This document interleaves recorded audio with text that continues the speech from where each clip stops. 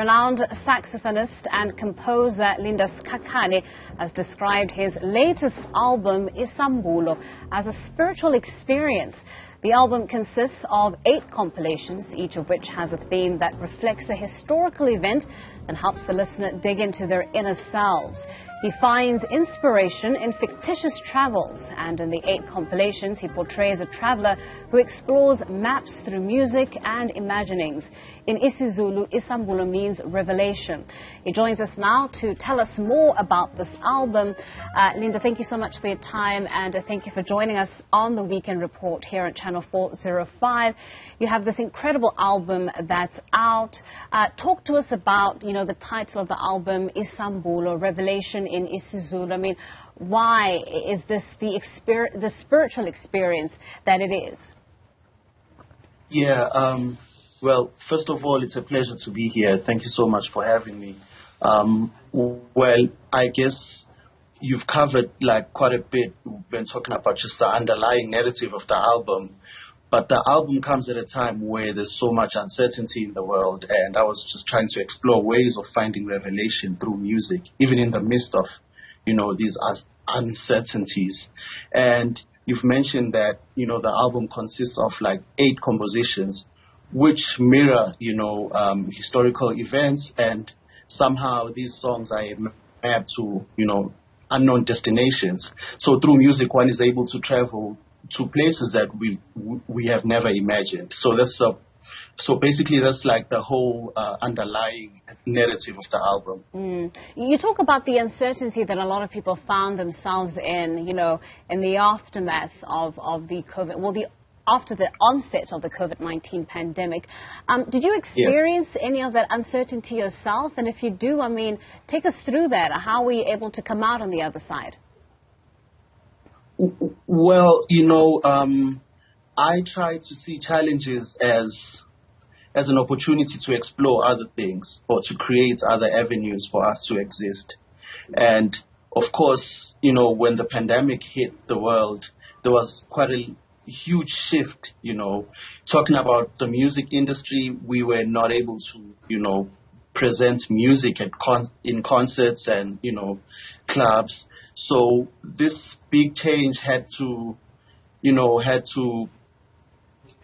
had to find ways of still presenting this music. And also this posed a question of what is our role as artists in this society. So for me, the pandemic just pushed me into a level that I need to dig deep in myself and really try and contribute to make this world a better place. Yeah. Throughout the 8 compilations, take us through some of the themes that, lovers of jazz as a genre, lovers of your music are likely to come into, contact with, are likely to engage with when listening to this album. Well, the first song on the album is Inner Freedom Revisited. It speaks about freedom, and here I'm trying to explore or talk about 3 dimensions of freedom, which are the spiritual, the psychological, and the physical, and just the importance of having these 3 dimensions bind together for a person to have a better existence, or for a person to have a better dialogue with existence. And, the second song is titled Gogo Aida, which is a dedication to my late grandmother. And we know in our African tradition, in oral tradition, we get, lessons from our elders. And somehow this song represents, a person that is carrying this document filled with so much lessons, so that one is able to navigate the world with this kind of map. And, the last song of the album, because I won't mention every song, the last song of the album is titled Hymn for the Majors, which speaks about, honoring the masters that have led the way, honoring the masters that have created these portals, honoring the masters that have, building these bridges for us to, tap into. Well, I mean, you mentioned, of course, the pandemic, its effects, and partly how it inspired this body of work. I'd imagine that as an artist, being able to tour the globe, being able to tour South Africa as well is something that you're probably looking forward to as well. I mean, just talk to us about that, the experience of not being able to, come into contact with your fans as you had, prior, but, things have opened up now and those things are being allowed again. Yeah, I guess it's a great reunion with the family because, a live audience has a very big effect to the music because we feed off from their energy, as well.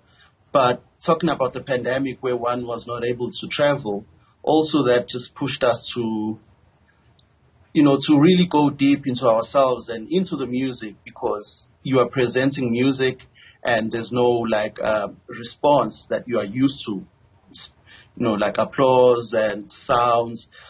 But then music then becomes a tool for you to sort of generate something deeper that can help someone who, who's struggling with, with this whole pandemic. But now being able to travel, one is really grateful because, my way of playing music now, I play in such a way that this might be my last time of playing music because we don't know what's going to happen tomorrow. All right. Well, Linda, thank you so much for coming on to this morning's program and, of course, sharing your album, Isambulo, with us. That is saxophonist Linda Sikhakhane taking us through his new album, Isambulo.